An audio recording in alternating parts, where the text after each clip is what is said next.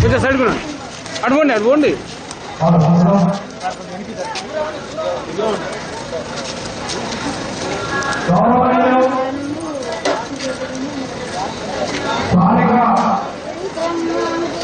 శాసనసభ్యులు రాష్ట్ర విద్యుత్ శాఖ మంత్రి వర్యులు పెద్దలు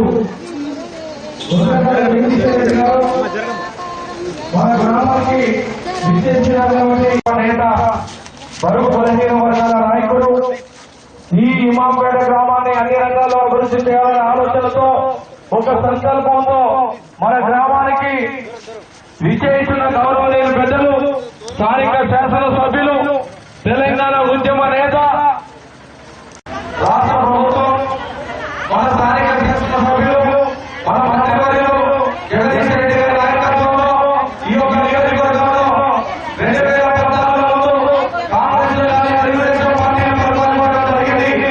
ఒక్కసారి ఆలోచన చేయాలి. ఈ గ్రామాన్ని చూస్తే సరైన ఆధార లేక కొట్టుమిట్టాడుతున్న పరిస్థితులు ఉండేది. తాగునీరు లేక సాగునీరు లేక ఇబ్బంది పడుతున్న పరిస్థితులు ఉండేది. అదేవిధంగా 2014 ఎన్నికల్లో మీరిచ్చిన దీవెన మీరిచ్చిన స్ఫూర్తి మీరిచ్చిన ప్రేమాభిమానంతో ఈ యొక్క సూర్యాపేట నియోజకవర్గంలో 3,800 కోట్ల రూపాయలు తీసుకొచ్చి ఈ సూర్యాపేట నియోజకవర్గాన్ని అభివృద్ధి చేసిన నాయకుడు మన మంత్రివర్యులు జగదీష్ రెడ్డి గారు. ఈ గ్రామానికి విషయానికి వచ్చినప్పుడు అనేక సీసీ రోడ్లు కానీ అదేవిధంగా సబ్స్టేషన్ నిర్మాణం కానీ అదేవిధంగా గ్రామ పంచాయతీ నిర్మాణం కానీ అదేవిధంగా నాగార్జున సాగర్ నుంచి మిషన్ భగీరథను తీసుకొచ్చి వేలాది కోట్ల రూపాయలతో మన పక్కనే ఉన్న మన గ్రామంలో మిషన్ భగీరథను పెట్టి ఊరు నీళ్ళు అందిస్తున్న అప్పుడు భగీరథను మన మంత్రివర్యులు జగదీష్ రెడ్డి గారిని ఈ సందర్భంగా విజ్ఞప్తి చేస్తున్నాం. సోదరులందరూ ఆలోచన చేయాలి. దురదృష్టవశాత్తు మొన్న యాసంగి పండుగ ముందు మన మూసీ ప్రాజెక్టు గేటు తీసుకోవడం జరిగింది. మన మంత్రి గారు స్వయంగా రైతు బిడ్డ కాబట్టి రైతు ప్రయోజనాల కోసం పనిచేసే నాయకుడు కాబట్టి ఈ ప్రభుత్వం కూడా రైతుల సంక్షేమం కోసం పనిచేసే టీఆర్ఎస్ పార్టీ మన ముఖ్యమంత్రి గారు మన గౌరవ ముఖ్యమంత్రి గారు స్వయంగా రైతే కాబట్టి రైతు యొక్క బాధ తెలుసు కాబట్టి ముఖ్యమంత్రి గారిని ఒప్పించి మెప్పించి రైతుల బాధను చూసిన నిజమైన రైతు బిడ్డ మన పేద ప్రజల నాయకుడు 3 రోజులే మూసీ గేటును తీసుకొచ్చి మళ్ళా యాసంగి పంటలు పండించిన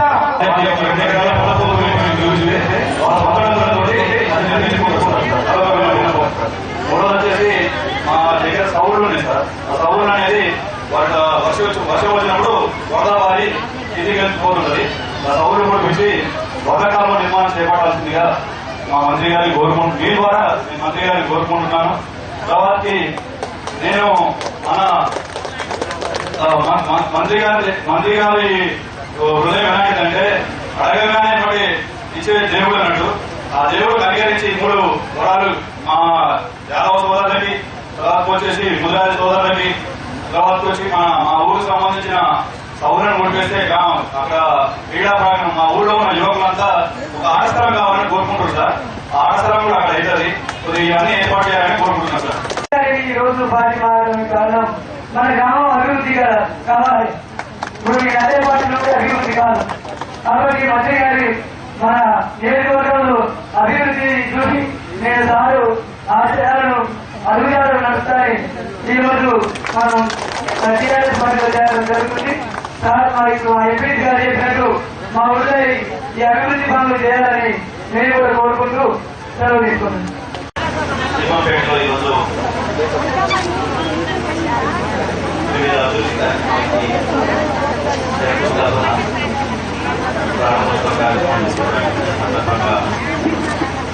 ఏర్పాటు చేసిన సమావేశ అధ్యక్షులు స్థానిక సర్పంచులు వారి గారు గౌరవ జిల్లా గ్రంథాలయ సంస్థ అధ్యక్షులు విమర్శించారు గారు, మండల ప్రజా పరిషత్ అధ్యక్షులు రఘురెడ్డి గారు, ఇతర మండల నాయకులు, గ్రామ ప్రజలు, ఖాతా జిల్లాలో ఉన్న ప్రజలు ఉంటారు. సరే, అభివృద్ధి అంటే ఏదో తెలుసు చూస్తున్నారు. వచ్చిన కరెంటు 24 గంటల కరెంట్ సాక్ష్యం, 2 పంటలకు నీళ్ళు వస్తున్న మోసీ నీళ్ళ సాక్ష్యం, ఈ ఊళ్ళో మేపడ్డ ప్రతి రోడ్డు, మీకు వచ్చే 2000, 3000 పెన్షన్, రైతు బంధు, రైతు బీమా, ఎన్ని కార్యక్రమాలు ముఖ్యమంత్రి గారి సారథ్యంలో బ్రహ్మాండంగా అభివృద్ధిలో ముందుకు పోతా ఉన్నాం. వ్యవసాయానికి సంబంధించి కూడా భారతదేశంలో కాదు ప్రపంచంలోనే ఎవరు చేయనటువంటి కార్యక్రమాన్ని మన ముఖ్యమంత్రి గారి ఇక్కడ అమలు చేస్తా ఉన్నారు. వ్యవసాయం చేస్తే కూడా ఎట్లా చేయాలి, ఏం చేయాలి, ఏ పంటలు వేసుకుంటే రైతుకు లాభం ఎక్కువ వస్తుంది, అన్ని విషయాలు కూడా ఇవాళ ప్రభుత్వం మీకు తెలియజేస్తాం. గతంలో ఎన్నడూ కూడా మన గురించి పట్టించుకున్న ప్రభుత్వాలు లేవు. బహుశా మీరు 30 ఏళ్ళు, 40 ఏళ్ళు, 50 ఏళ్ళ నుంచి ఓట్లు వేసుకున్న వాళ్ళు ఉన్నారు, ప్రభుత్వాలు చూసిన వాళ్ళు ఉన్నారు, ఎమ్మెల్యేలను చూసిన వాళ్ళు ఉన్నారు. నాకు తెలిసి మీరు ఇతర పార్టీలో ఉన్న మిత్రులు చెప్పాలి, గతంలో ఎన్నడన్నా ఒక ఎమ్మెల్యే ఈ ఊళ్ళకి వచ్చి 10 సార్లు, బహుశా నేను ఎమ్మెల్యే అయిన తర్వాత 10 సార్లు పైన వస్తున్నాయి ఈ ఊళ్ళకి. ఇదే చిన్న చిన్న 10 మీటింగ్లు. ఎన్నడూ కూడా ప్రజలు పట్టించుకున్న వాళ్ళు లేదు. ప్రజలు ఓట్లు వేసిండ్రు, వాళ్ళ కొరకు పనిచేయాలన్న సోయిన వాళ్ళు కూడా గతంలో ఎప్పుడు లేదు. కానీ మన ప్రభుత్వం వచ్చినాక మన ముఖ్యమంత్రి గారు ప్రజలు మనం ఎన్నుకున్నదే అభివృద్ధి కొరకు. మనం ప్రజాప్రతినిధులం అంటే ప్రజల సేవకులుగా ఉండాలి, ప్రజల కొరకు పనిచేయాలి. ఏ పని అంటే ఈ పని ఆ పని లేదు, ప్రజలకు సంబంధించిన ప్రతి అభివృద్ధి కార్యక్రమంలో మనం వాళ్ళ చేదుడుగా ఉండాలి, వాళ్ళు ఉండాలి. ప్రతి విషయం కూడా ప్రభుత్వమే జాగ్రత్త తీసుకోవాలని చెప్పే వాళ్ళ ప్రజల ఆరోగ్యంతో సహా అన్ని విషయాన్ని కూడా మనం జాగ్రత్త తీసుకోవాలని. ఇవాళ ఈ గ్రామంలో మనం పశువుల ఆసుపత్రికి శంకుస్థాపన చేసుకుంటూ ఉన్నాం. గ్రామ పంచాయతీ బిల్డింగ్ పూర్తయినానికి ప్రారంభం చేసుకుంటూ ఉన్నాం. వ్యవసాయానికి సంబంధించి ప్రత్యేకంగా 2 కార్లు నీళ్ళు ఇస్తామని నేడు పూర్తి గేటు విరిగిపోతే కూడా రాత్రికి రాత్రి నేనే రాత్రి 11 గంటలకు పోయి తెల్లారి వరకు ఎక్కడో చిత్తూరు నుంచి లాంగులు తెప్పించి లాంగులు వేసి నీళ్ళు మొత్తం వెళ్ళిపోకుండా ఆపి 2వ పంట కూడా నీళ్ళు ఇచ్చినాం.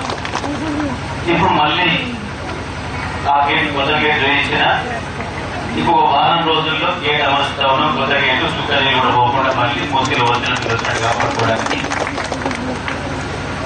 ఈ నీళ్లు మూసీ నీళ్లు పోయి తక్కువ పడితే ఎవరికి చెప్పకుండానే పని నుంచి కృష్ణ నీళ్లు తీసుకొచ్చినా అటు నుంచి గోదావరి నీళ్ళు తీసుకొచ్చి 2 నీళ్లు మూసీలో కలిపి ఆర్థిక పంట కాపాడుకున్నాం. నేను డబ్బగొట్టుకోలే, ప్రచారం చేసుకోవాలి. రైతుల పదాలు కాపాడడం నా బాధ్యత అని చెప్పి నేను నా బాధ్యతనే పనిచేసాను. నాకు ఎవడో విమర్శించక్కర్లేదు, నాకు ఎవడో సలహా ఇచ్చక్కర్లేదు లేదు. ఎందుకంటే ఈ తెలంగాణ రాష్ట్రం తెచ్చిందే రైతుల కొరకు, వ్యవసాయం కొరకు, కరెంటు కొరకు, నీళ్ళ కొరకు. తెలంగాణ ఉద్యమంలో మేము పనిచేసింది దాంట్లో. కాబట్టి మరి ఆ బాధ్యతతోనే పనిచేసుకుంటా ఉన్నాం. కానీ వ్యవసాయానికి సంబంధించి నీళ్ళు ఇస్తున్నాం, పెట్టుబడి ఇస్తాం, మీరు పంట ఎంత పండిస్తున్నారు, ఇది ప్రధానమైన విషయం. పంట ఏం తీస్తున్నారు? నీళ్లు కనబడితే చాలు యోజనలు పెట్టి భూమి నూపుతున్నారు, కూలి చేయడం నాటబెడుతున్నారు. ఏం పని చేస్తాడు మోసం చేసే రైతు? ఎకరం ఒకటి నాటబెడితే ఏం లేదు, పొద్దున్న లేచి పేటలో పడాలి. పొద్దున్న లేస్తే మోటార్ దగ్గర సంపాదించాలి, లేదా కనపడాలి పెట్టాలి, పేటలో పడాలి, హోటల్ మొదలు తిరగాలి. ఏమొస్తుంది వ్యవసాయం వదిలిపెట్టిస్తారు అన్నాడు. ఎందుకంటే ఇక్కడ కొంతమంది మేము పనికి వేసుకున్నాం కాబట్టి మేము వ్యవసాయం చేయొద్దు, పేటలో పడాలి మేము అనుకుంటారు కాబట్టి చెప్తాను. ఈ ఊళ్ళో వదిలాలి లేవనే మేము ఇద్దరం బాధపడతారు. మా అమ్మ నాయన మా మేనత్తోళ్ళే ఉన్నారు, వాళ్ళు ముగ్గురిని మేము పనికి పెట్టుకుంటాం. ఏడాదంతా మేము 7 రోజులు మేము పనిచేస్తున్నాం 4 ఎకరాలలో. వీళ్ళ ఖర్చులు పోను, వీళ్ళ కూళ్ళు పోను. నా ట్రాక్టర్ కూడా లేదు, సొంత ట్రాక్టర్, కిరాయి ట్రాక్టర్తోనే అప్పుడు పోతే ఏ రైతుకైనా ₹1,00,000 నుంచి పైకి వస్తుంది. 20 రూపాయల కిలో అమ్మితే ఏ కూరగాయ అయినా తక్కువ ₹1,00,000 ఆదాయం ఇస్తుంది. ఏదైనా కానీ దొడకాయ కానీ, అది మొక్కాయ కానీ, అది బీరకాయ కానీ, బెండకాయ కానీ 20 అయితే ₹1,00,000 ఇస్తుంది. ఇక ఆ పైన ఒకసారి అదృష్టం. ఇది లేక ఒక పొట్టకాయ రైతు సంవత్సరానికి 2 లక్షలు సంపాదిస్తాడు. సంవత్సరం మొత్తం కాదు, ఒక పంటకి. కూరగాయలలో నిజంగా చేస్తే నేను ఆయన చెప్పొచ్చు. ఇంకా చాలా పద్ధతులు ఉన్నాయి. వచ్చే సంవత్సరానికి నువ్వు 15 లక్షలు పోవాలి తప్పకుండా అంటే ఇదే 4 ఎకరాలలో 15 లక్షల ఆదాయం తీయాలి. ఆ పద్ధతులు ఉన్నాయి. కూరగాయకి ఏ టైంలో ఏం పెడితే ధర ఎక్కువ వస్తుందో చూసుకొని పెడితే మీ ఆదాయం పెరుగుతుంది. పామాయిల్ తోటలు ఉన్నాయి. ఆ సులభంగా పడే రైతులు ఉన్నారు కదా, కొద్దిగా లేచి గడ్డోటలు మనకొచ్చే పామాయిల్ ఉంది. సంవత్సరానికి ₹1,00,000 మినిమం వస్తుంది. తక్కువ ₹1,00,000. దానికి మార్చుకుంటున్నాం. దీన్ని మనం ఇటువంటి క్లస్టర్లో పెట్టుకుంటాం. తొందరగానే ఏ ఇబ్బంది లేదు. ఈ వేదిక మీద ఉన్న నాయకులు రైతు మంది చేస్తున్నారు. నువ్వు నేను వెళ్ళాను, మీ ముగ్గురి బాధ్యత. ప్రతి రైతు ఏ ఎకరంలో ఏం పూజ చేస్తుందో దాంట్లో రాయించాలి. రైతు బంధు వచ్చేట్టు చేయాలి. ప్రతి ఎకరానికి ప్రతి రైతు బంధు రావాలి తప్పకుండా. ఇది మీ ముగ్గురి బాధ్యత. ఒక్కరికి రాకపోయినా మీరు తప్పకుండా అవుతారు. ఒక్కరికి రాకపోయినా ఒక ఎకరానికి బంధు అయినా మీరు తప్పకుండా అవుతారు. ముగ్గురు అవుతారు, ఒక్కరు కాదు, ముగ్గురు అవుతారు. దీని బాధ్యత. ఇక మీ పైన మీ ఎంపీపీ డేట్ పెట్టిన కూడా వదిలిపెట్టారు. వాళ్ళ పని కూడా అవుతుంది. ఎందుకంటే నామాలు చేశారు కేసీఆర్ కాబట్టి.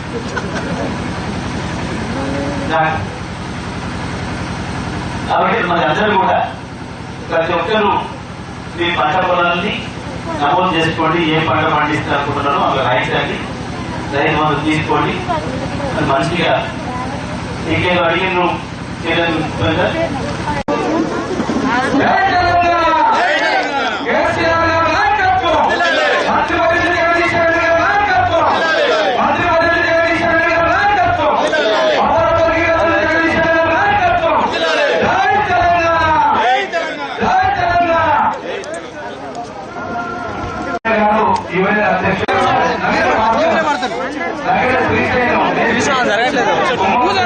ఆమె కాదు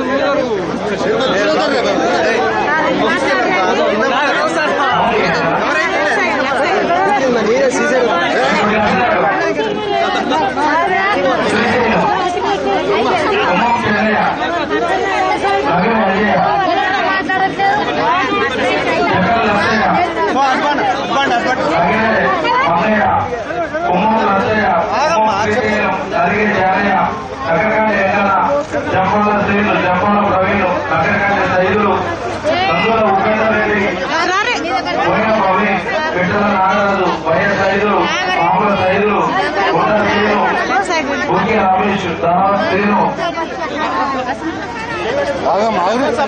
మావిడి గురువయ్య. ఎంపీపీ గారు పక్కన రండి. కొంచెం దూరం నిలబడుతున్నా ఏమండి పక్క జరగండి జరగండి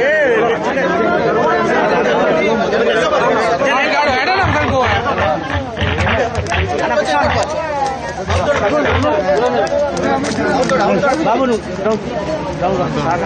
సర్పంచ్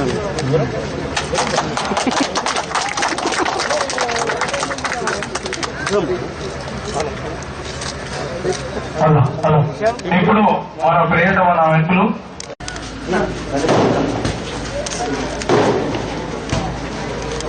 మన మంత్రివర్యులు స్థానిక శాసనసభ్యులు ముఖ్యంగా జగదీశ్వర రెడ్డి గారు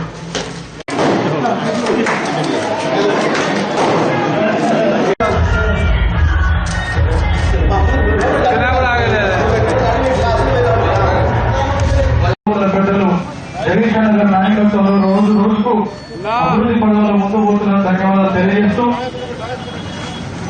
శంకుస్థాపన కార్యక్రమాన్ని ప్రారంభించాల్సిందిగా విజ్ఞప్తి.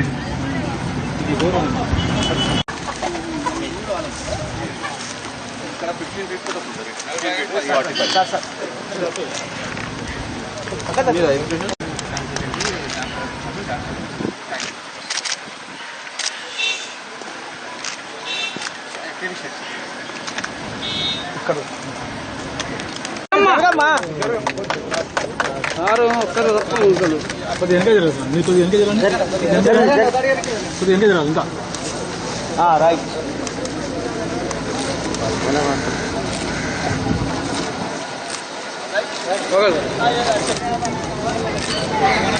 ఓకే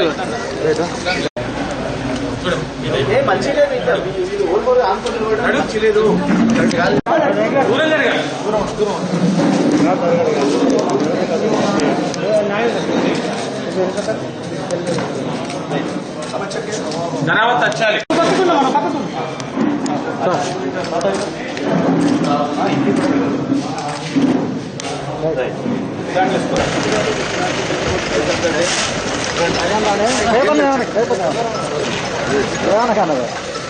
మీరు ఆవిడ ఎక్కడ ఇక్కడే ఉండండి ప్లీజ్.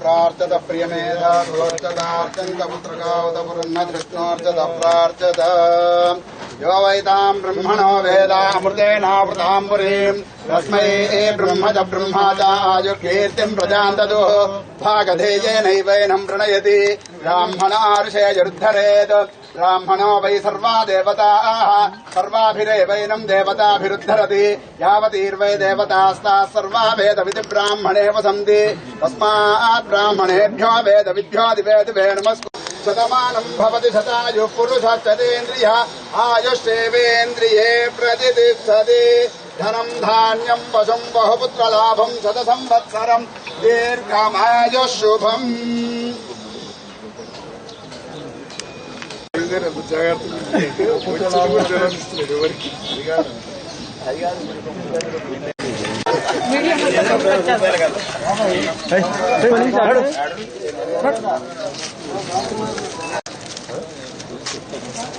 ఓకే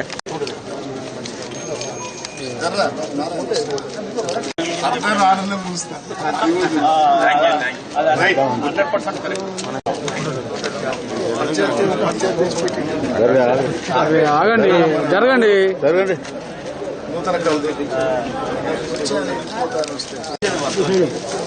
మాస్క్ ఇంకా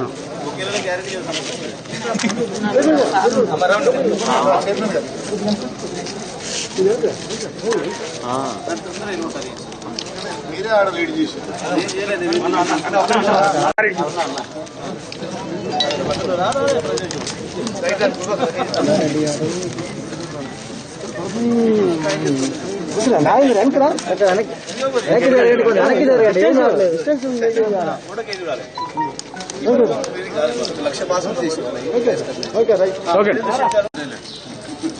నా బర్త్డే ఓకే ఫ్లెక్సీ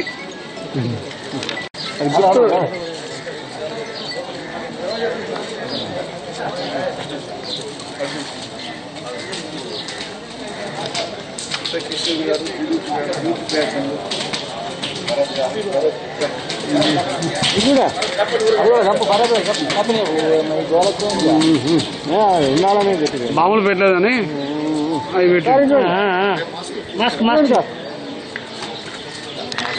సరే సెట్టింగ్ మాత్రం సార్ మాత్రం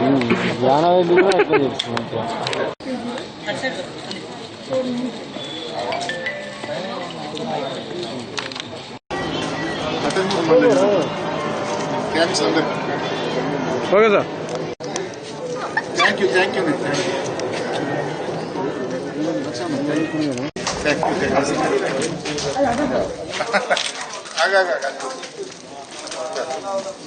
ఫ్లవర్ కనపడి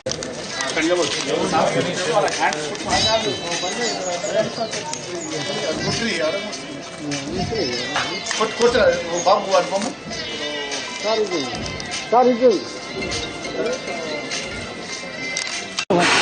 ఒక్కొక్కరు కానీ పంపేవాడి దగ్గరకు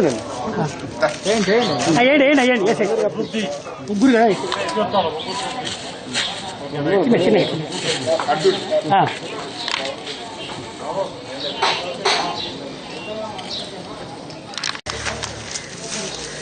వైద్య గారు దూరంగా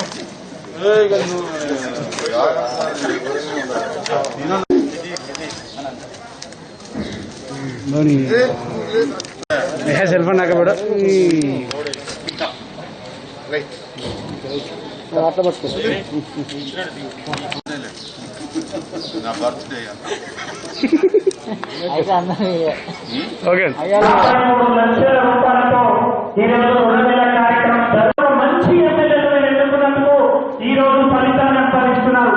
అందరు జగదీశ్వర కేసీఆర్ గారితో వెంట ఉండి మరి అహోరాత్రులు తెలంగాణ ఉద్యమంలో పాల్గొన్న సందర్భంగా అనేక జిల్లాలు తిరిగి ఎక్కడ ఏది రైతన్నలు ఏ విధంగా ఉన్నారు, రైతులు లేక బాధ లేని తెలిసినటువంటి వ్యక్తి ఈ రోజు జగదీశ్వర రెడ్డి గారు.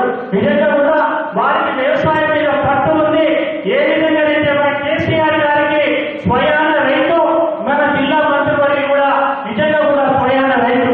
ఈ రైతాంగం కోసం మరి కేసీఆర్ ఇచ్చిన పిలుపు మేరకు గత వారం రోజులుగా మా అన్ని నియోజకవర్గాలు, జిల్లాలో ఉన్నటువంటి 12 నియోజకవర్గాలు తిరిగి సమావేశాలు ఏర్పాటు చేసి ఈ 2,000 కార్యక్రమం అనుకోండి, లేకపోతే వరి సాగు విధానం ఏ విధంగా ఉండాలనేటువంటి విషయాల మీద అవగాహన కల్పించినటువంటి సందర్భం రాష్ట్రంలో ఏ జిల్లాలో కూడా జరగలేదు. ఈ రోజు మీరందరూ కూడా నిజంగా అదృష్టవంతులు. ఒకనాడు ఈ తెలంగాణ రాష్ట్రం రాకముందు, మన కేసీఆర్ ముఖ్యమంత్రి రాకముందు మరి మీ అందరూ ఎన్నుకున్నటువంటి శాసనసభ్యుల్ని ఈ రోజు కేసీఆర్ గారు మంత్రి చేసిన తర్వాత ఈ గత 6 సంవత్సరంలో సూర్యాపేట రూపురేఖలే మారినాయని చెప్పి సందర్భంగా మనం చెప్తాము. చాలా మంది ఇక్కడ మిత్రులు చెప్తున్నారు, అసలు సూర్యాపేట గతంలో ఎలా ఉండేది, ఇలానే ఎలా ఉంది చూడండి అనేటువంటి సందర్భం మనం ఆలోచన చేయాలి. అంతేకాదు ఇవాళ ఇక్కడ మెడికల్ కాలేజీ రావడానికి కానీ, మరి మిగిలినటువంటి రావడానికి కానీ, ఈ టౌన్ అభివృద్ధిలో కానీ, ఈ మండలం అభివృద్ధి, ఈ నియోజకవర్గం అభివృద్ధి చెందడానికి వారు చేస్తున్నటువంటి కృషి అసలు మరవరాని అని చెప్పి ఈ సందర్భంగా మనం చేస్తున్నాం. గతంలో పనిచేసినటువంటి వాళ్ళు, మంత్రులుగా ఉన్నటువంటి వాళ్ళు ఏమి చేయలేకపోయేటువంటి సందర్భం మీకు అందరికీ తెలుసు. అంతేకాదు బాహుబలి ప్రాజెక్టు కట్టినటువంటి కేసీఆర్ గారి దగ్గర కొట్లాడి సూర్యాపేట తుంగతుర్తి నియోజకవర్గం, మరి అదేవిధంగా కోదాడ నియోజకవర్గానికి గోదావరి నీళ్లు తెచ్చినటువంటి మరి భగీరథుడు ఈ రోజు జగదీశ్వర రెడ్డి గారు. అందుకే చెప్తున్నా, మీరు సూర్యాపేట జిల్లా ప్రజలు ఇవాళ జగదీశ్వర రెడ్డిని గెలిపించుకున్నందుకు మీరంత అదృష్టవంతులు ఈ రాష్ట్రంలో ఎవరు లేరని చెప్పి సందర్భంగా మనం చేస్తున్నా. నిజంగా కూడా 1000 ఏళ్లు రుణపడి ఉండవలసిందే ఇక్కడ రైతాంగం అని చెప్పి సందర్భంగా మనం చేస్తున్నాం. అదేవిధంగా ఇవాళ నేను డిసిసిబి చైర్మన్ గా కావడానికి, రాష్ట్ర సహకార బ్యాంక్ చైర్మన్ కావడానికి మరి అన్న జగదీశ్వర గారి జీవనంలో సహకారం చెప్పి సందర్భంగా మీకు అందరికీ తెలియజేయడానికి సిద్ధంగా ఉన్నా. ఈ రోజు నేను కూడా ఒక అదృష్టవంతుని. ఎందుకంటే ఒక రైతు ముఖ్యమంత్రిగా ఉన్నాడు, మన జిల్లా మంత్రిగా ఒక రైతు మన జిల్లా మంత్రిగా ఉన్నాడు. ఈ ఇద్దరి సమక్షంలో మరి ఈ రోజు నేను కూడా ఇలా రైతాంగానికి సేవ చేయడానికి ఈ జిల్లా సహకార బ్యాంకు అధ్యక్షుడిగా నాకు అవకాశం కల్పించేందుకు సర్వదా కృషి ఉందని చెప్పి వారికి రుణపడి ఉంటారని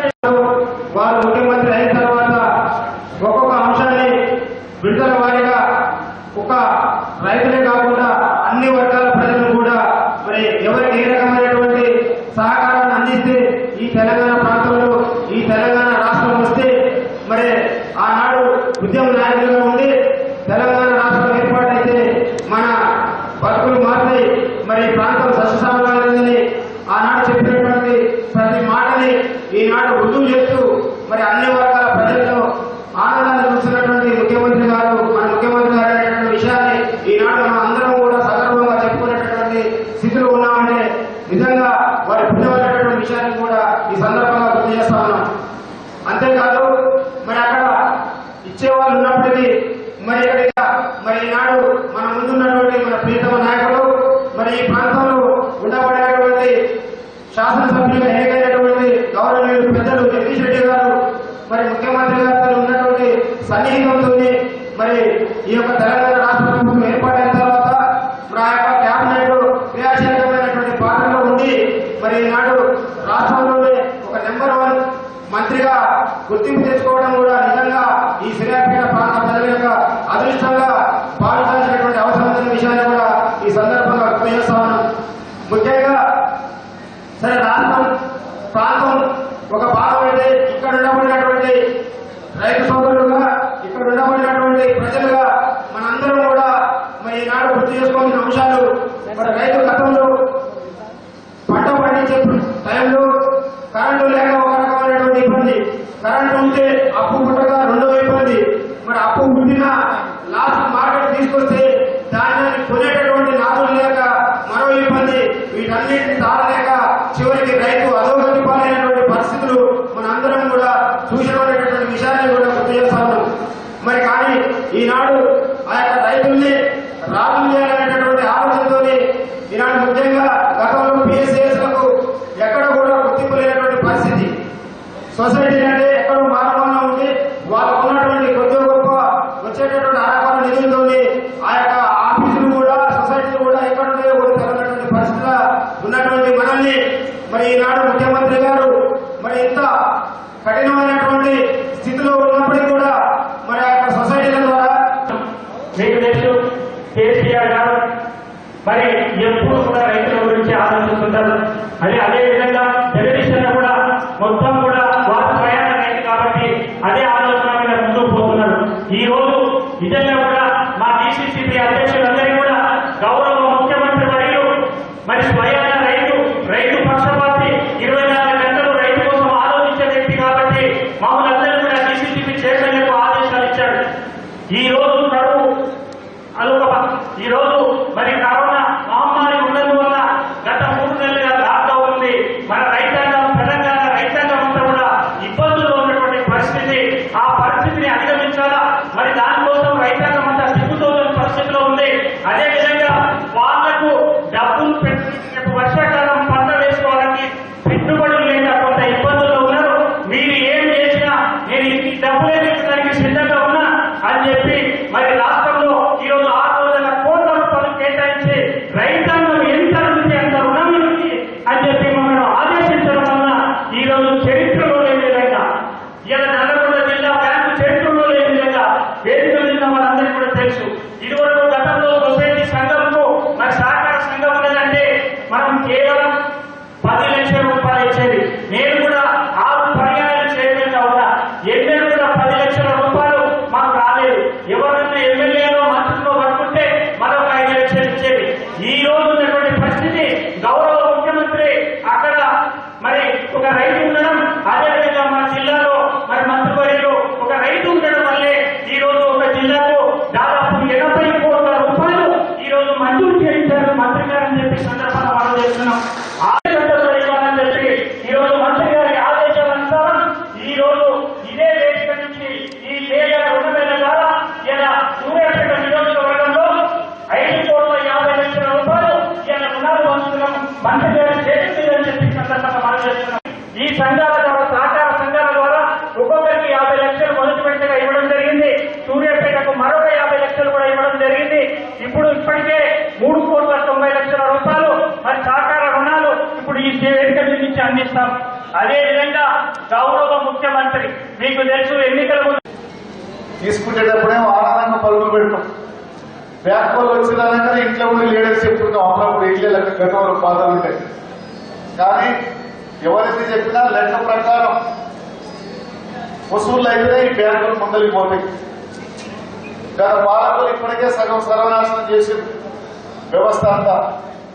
కాబట్టి వాళ్ళు చెప్పినటువంటి పద్ధతి ప్రకారం ఈ యొక్క రుణాలు మనం తీసుకుని సకాలంలో చెల్లించి దీని ద్వారా మనం అభివృద్ధి చెందాలని చెప్పి సందర్భంగా రైతు సోదరులకు మనవి చేస్తూ, మరి ముఖ్యంగా ఈ ప్రాంతంలో మన ఎమ్మెల్యే గారు చాలా విషయాలు మహేందర్ రెడ్డి గారు చెప్పారు.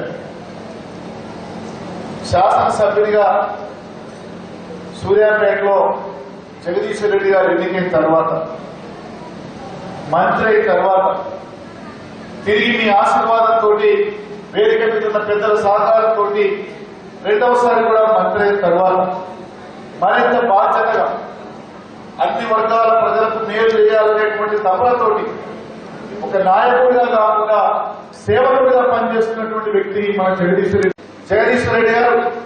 అటువంటి పోచంపాడు ఎస్ఆర్ఎస్ ఫేజ్ 2 గోదావరి జలాలు కాళేశ్వరం ప్రాజెక్టు ద్వారా 300 కిలోమీటర్లు తీసుకొచ్చి మరి వెనకబడ్డ ప్రాంతమైనటువంటి బీడు భూములు ఉన్నటువంటి తుంగతుర్తి, సూర్యాపేట, గోదావరి నియోజకవర్గాలను తీసుకొచ్చిన మొనగాడి యొక్క జిల్లాలో జగదీశ్వర్ రెడ్డి అని చెప్పి సందర్భంగా మీకు మనవి చేస్తా ఉన్నాను. అందుకనే అదే కాదు, మొన్ననే ఒక వినూత్నమైనటువంటి కార్యక్రమం ఆత్మకూరు మండలంలో ఏరువాక అన్నటువంటి పౌర్ణమి నాడు ఏరువాక అనేటువంటి కార్యక్రమాన్ని ఘనంగా నిర్వహించాలి. రైతులకు మరింత ఉత్సాహాన్ని నింపాలి. పేద రైతులు మీద రైతాంగానికి వానాకాలం పంటలకు స్వల్పకాలిక అందించే ఈ కార్యక్రమానికి ఈ మండలి అనుకుంటున్నాను. ఇందులో చాలా మంది సబ్సిడీ కూడా అనుకుంటున్నారు. అదేవిధంగా రుణమాఫీ ఏదైతే మనం ₹1,00,000 రుణమాఫీకి ఈ సంవత్సరం 25,000 లోపు రుణాలను మాఫీ చేస్తామని చెప్పి గౌరవ ముఖ్యమంత్రి గారు ఇప్పటికి ప్రకటించి 1,100 కోట్ల రూపాయలు విడుదల చేసిండ్రు. దాంట్లో భాగంగా ఈ ప్రాంత రైతులందరికీ కూడా 25,000 రుణమాఫీ కూడా చేయడానికి చెప్పిన కార్యక్రమం. ఇదంతా కూడా రైతాంగం కొరకు, రైతుకు వ్యవసాయం చేయడానికి వెసులుబాటు కల్పించడానికి తెలంగాణ రాష్ట్ర ప్రభుత్వం చేస్తా ఉన్న కృషికి నిదర్శనం.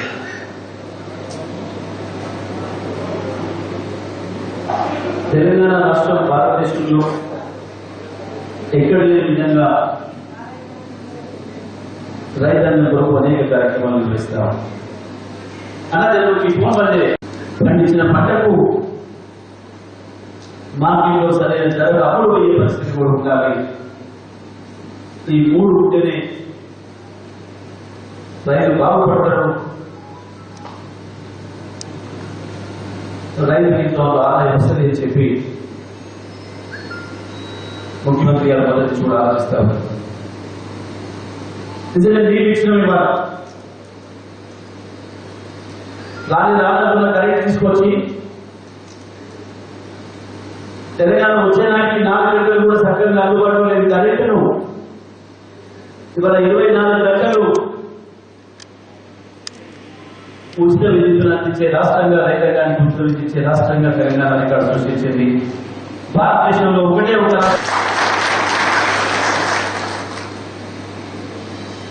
మిషన్ కాకతీయ ద్వారా ఎప్పుడో రాష్ట్రం కల్పించిపోయిన చెరువులు పునరుద్ధరణ చేసి, ఇంకొక వైపు కృష్ణా గోదావరి నదుల పైన ఉన్న పెండింగ్ ప్రాజెక్టులను పూర్తి చేయడమే కాదు,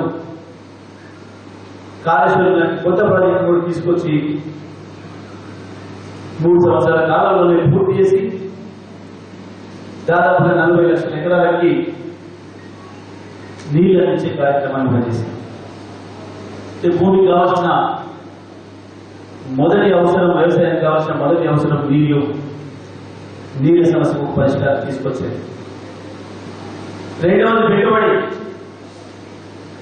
రైతాంగం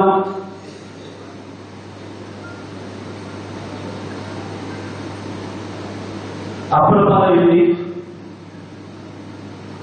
తెలంగాణ వచ్చింది మాకేమో జరుగుతుందన్న ఆశతో ఉంది. మిగతా ఖర్చులు పక్కన పెట్టైనా రైతాంగాన్ని ఆదుకోవాలని చెప్పి మొదటి దశలోనే ₹1,00,000 వరకు రుణమాఫీ చేసి 17,000 కోట్ల రుణమాఫీ చేసినా ఇంకా రైతు పూర్తిగా అప్పుల నుంచి పడలేదు. చెరుకు పడగలే రైతు పొలానికి పోవాలంటే చేతిలో విత్తనాలు, ఎరువులు ఉండాలని చెప్పి భారతదేశంలో ఎక్కడ లేని విధంగా ప్రభుత్వమే పెట్టుబడి మద్దతుగా సంవత్సరానికి 10,000 ఇచ్చే రైతు బంధు కార్యక్రమాన్ని తీసుకొచ్చి